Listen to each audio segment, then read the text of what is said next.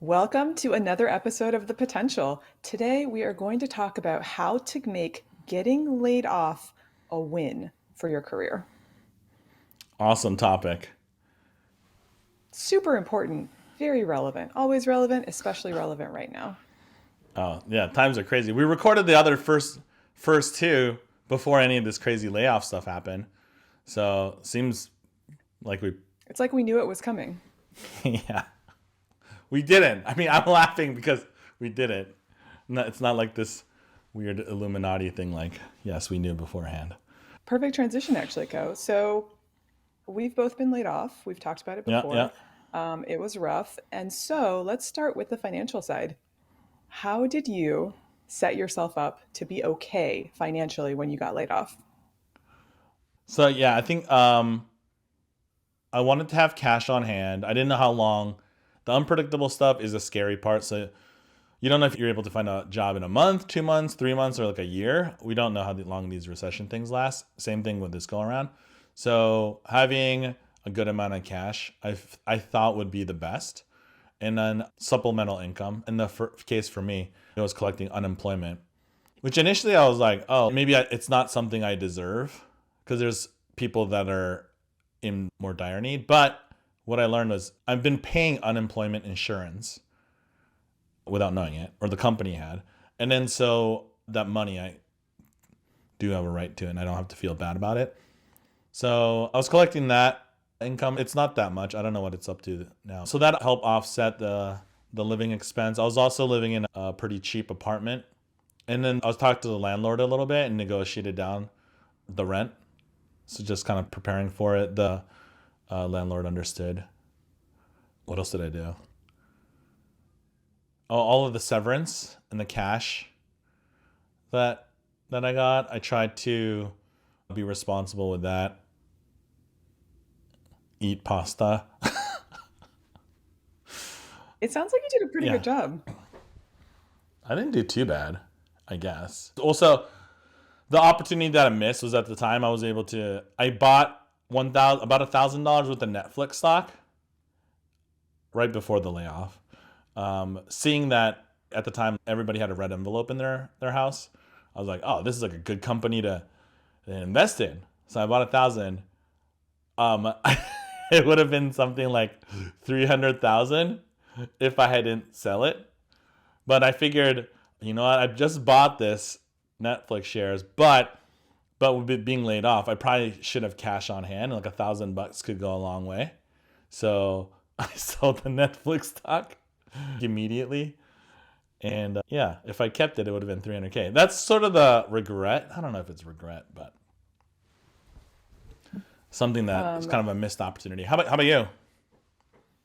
I did I did a lot of things wrong, but I made them turn out right. So, first things first, I did not file for unemployment. I was super stressed about health insurance. At the time, Obamacare didn't exist. I was like, well, I need to be insured and I don't have any money. So, I ended up taking a retail job. It was during the recession. It was the only thing I could find. But I was like, well, at least, maybe it'll be easy and fun. And then I took the severance and I bought a house. So How much? super That's weird wait, combination of things.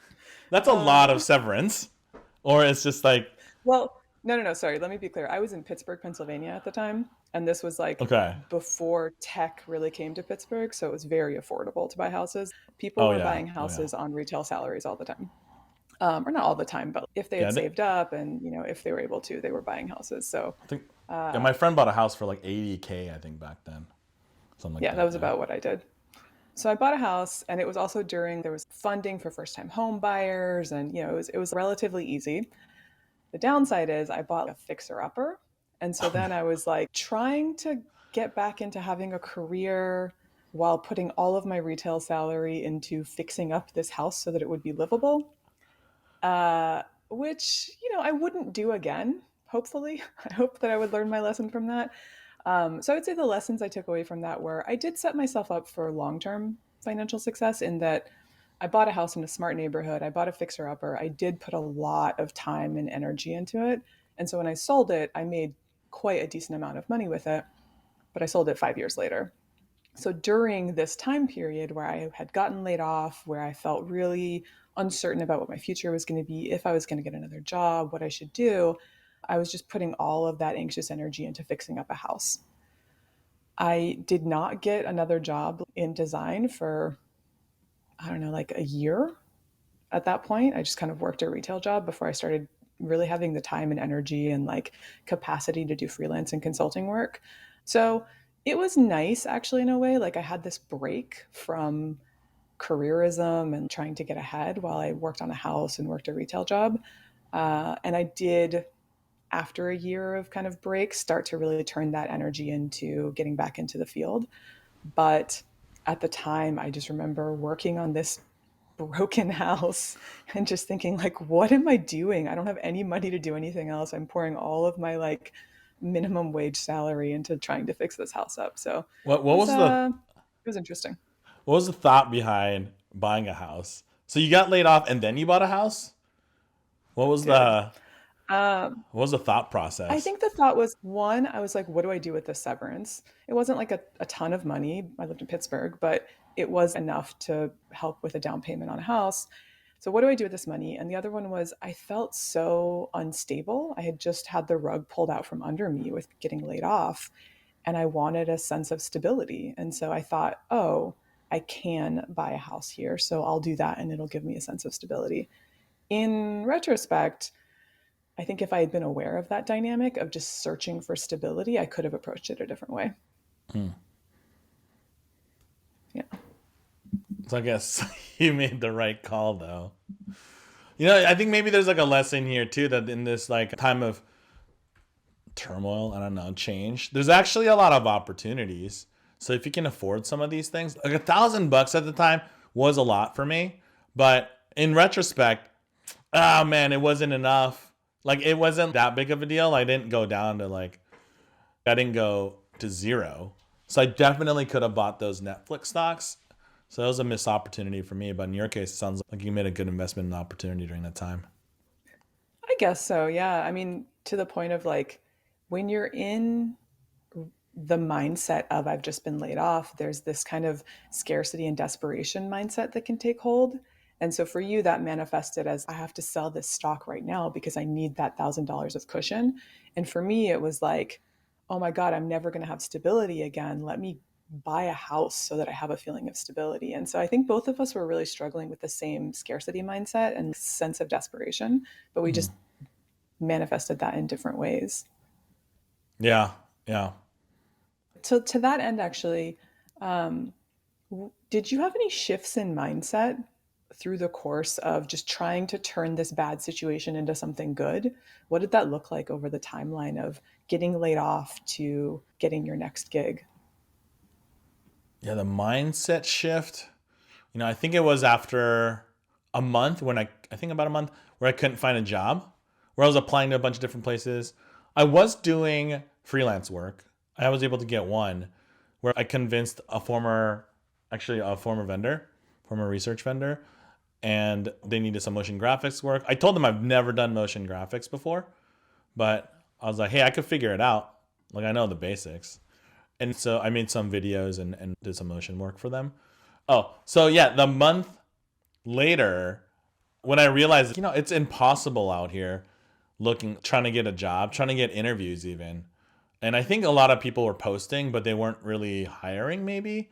I'm not really sure what was going on. I didn't get a lot of emails back or anything. So after that, kind of giving up on the job search, I went and just, I get bored pretty easily. So I got to fill my time. So this is when I went to the neighborhood fashion photographer and I just walked in and I was like, "Hey, you guys need any help?" And I don't remember if I told this story though, but I walked in, I told the guy, and he's like, "Yeah, paint this the infinity wall." I painted it. He's like, "Yeah, come back tomorrow." I come back the next day with my resume, and then he's like, "Holy shit, you're legit!" Because went to college and had like a degree and stuff. And he's like, "I thought you were just like somebody walking off the street that needed some money." And I'm like, more or less. But he gave me the keys to the studio right there. And he was like, I need a studio manager. You can be my studio manager. So I helped run that studio for a little bit. And then the other one is I wanted to try to get into video games. So I went to the video game conference, networked and met some people there, and was able to consult for a video game research firm. So there's definitely that mindset shift. Is it a mindset shift? Not really. I guess it is. Sort I of think just it like, is. I think you started seeing this time as an opportunity instead of seeing it as I'm in a bad spot. yeah, yeah, definitely. I guess I never really thought of it as a bad spot, maybe. Because it was just like, okay, I want to do design. I need to be making stuff. And the job path isn't going to work with the macroeconomic. I didn't even know what that word meant at the time. Uh, the environment that I was in. So yeah, maybe we can even look at it as a design problem.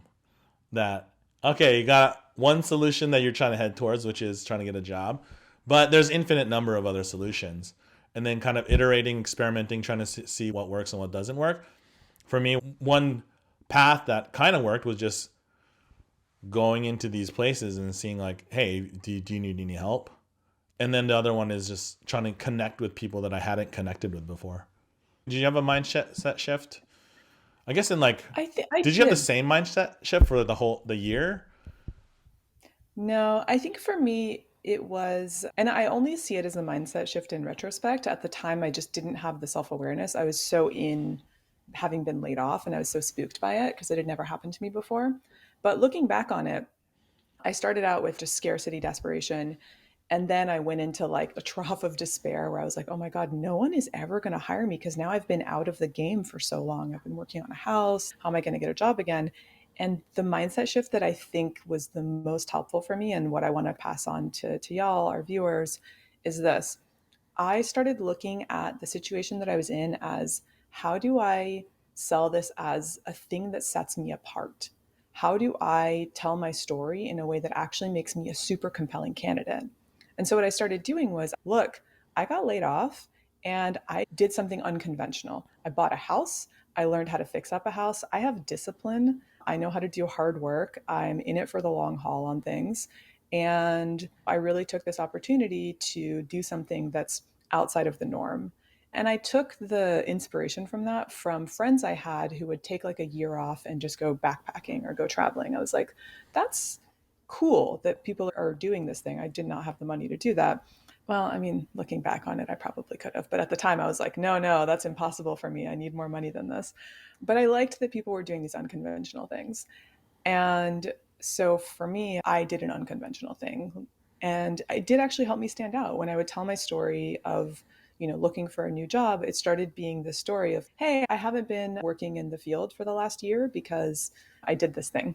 And it's been super interesting. And now I'm refreshed and excited to get back into doing work. And people loved it.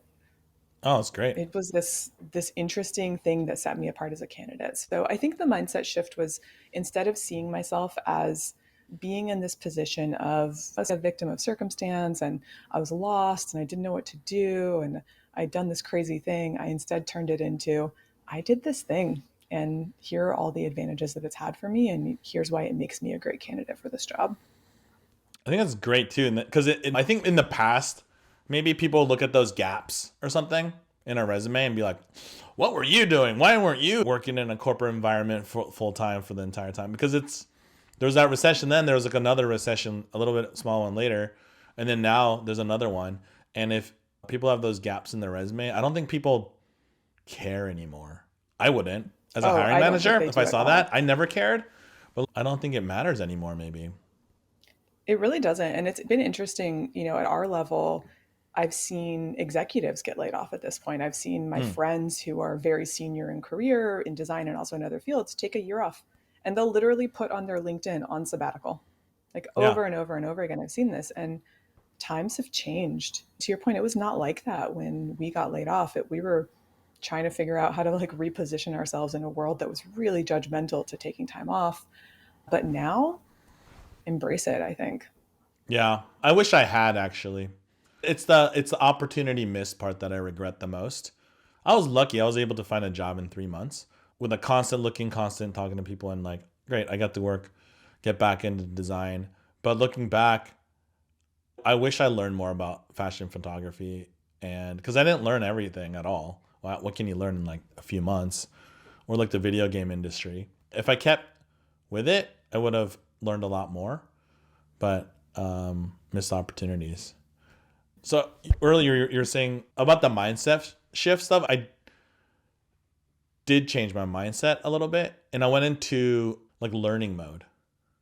So because I couldn't get a job and didn't really need income because unemployment, it's like how can I grow and what are my interests? So like fashion and video games were that interest.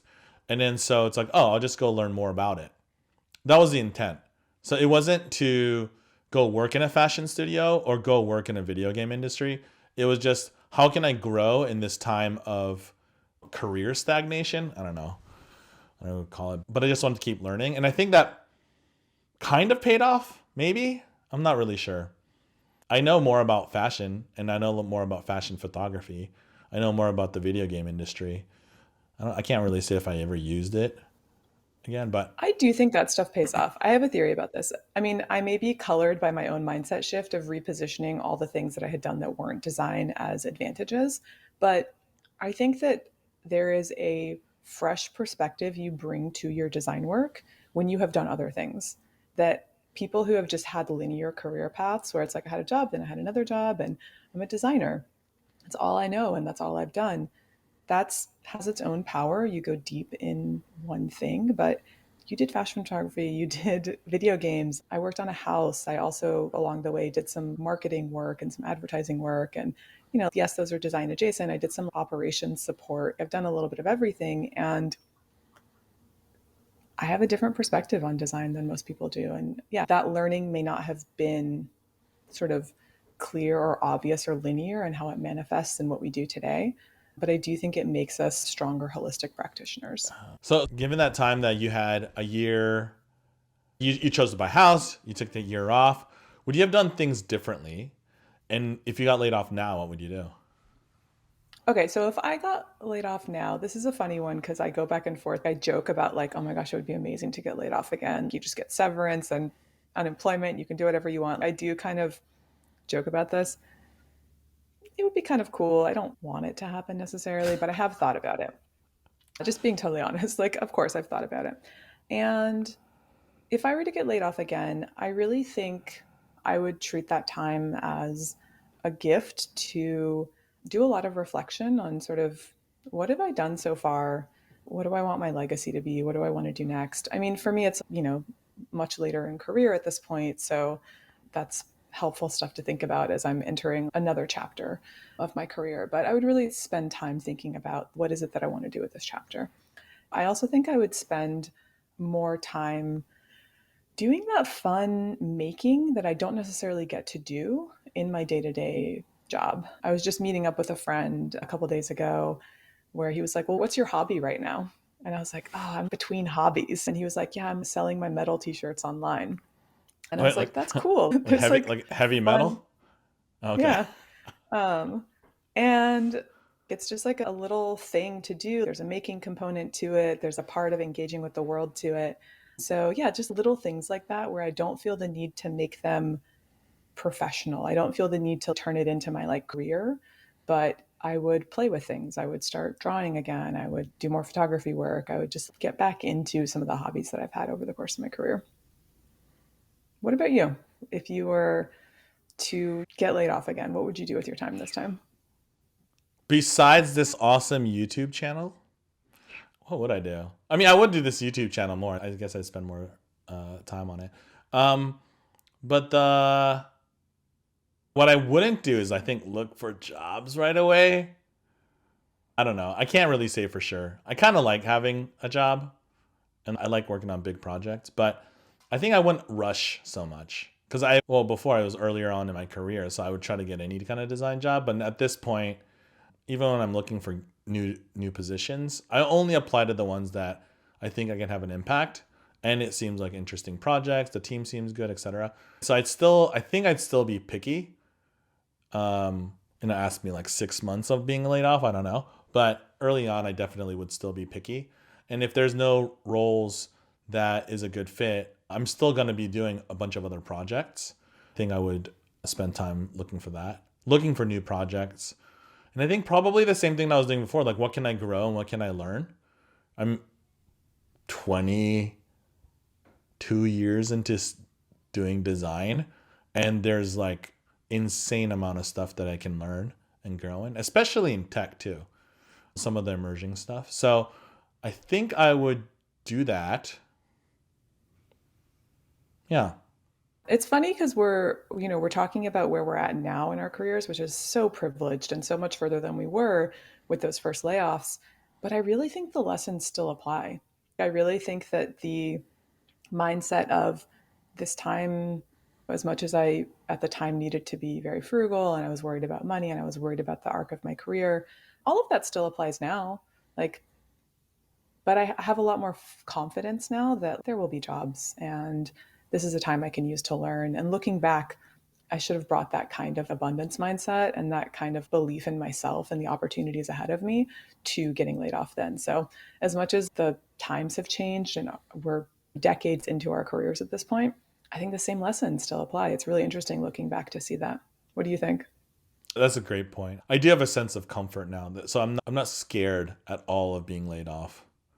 Also, I'm kind of looking for those signals. We talked about this in other, I think in the previous episode or something, but yeah, just knowing what to look out for. So I'm guessing I'll know about a month or 2 or 3 months before it happens.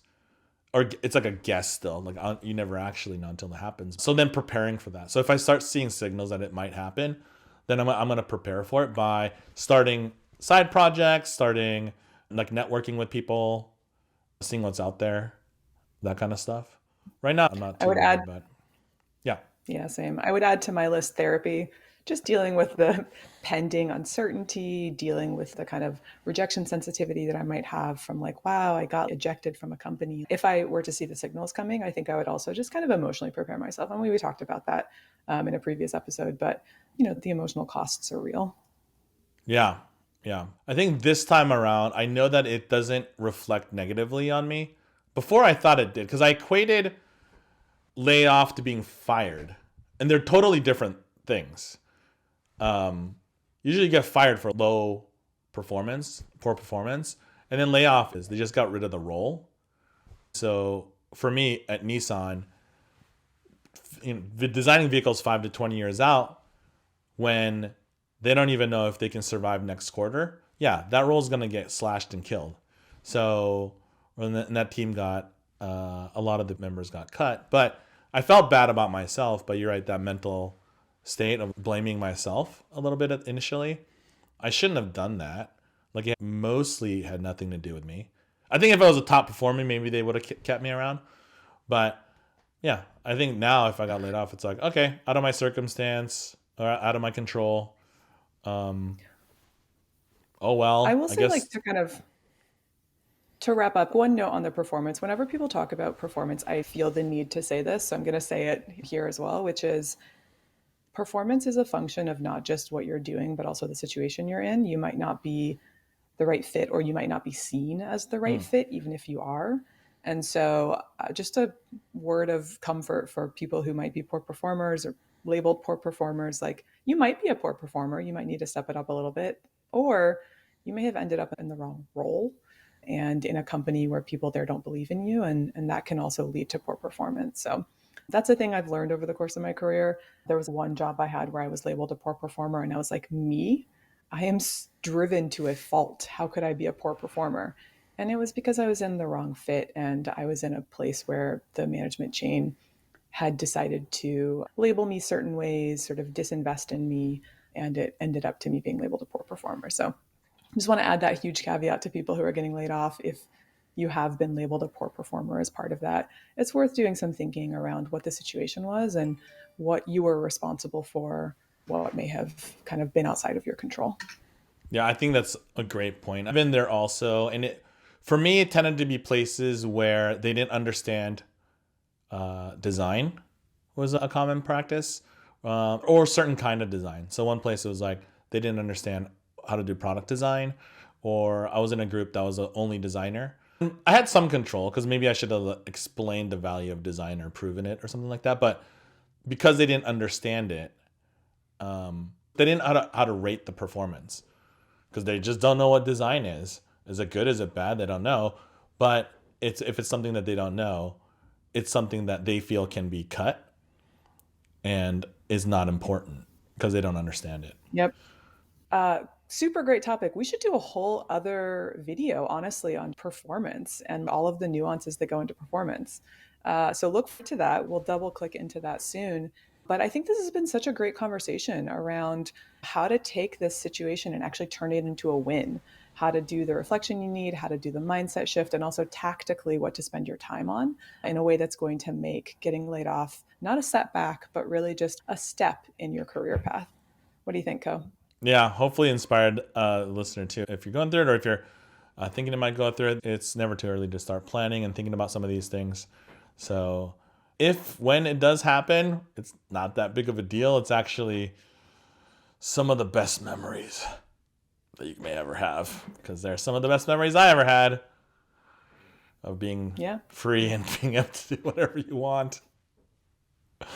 It's the best. God, I don't it's want to get true. laid off though. I don't want to get laid off, but Yeah, if I do, same. if I do, I Yeah, definitely wouldn't mind. It's like, we're ready oh, for it if it happens. relax, and I can do all the projects. It happens to everyone. I think that's the thing. It happens to everyone. So thinking Yeah, of you if you're out there and you've been laid off, and we'll have more content for you along the same lines. yeah. Thanks for listening. Bye.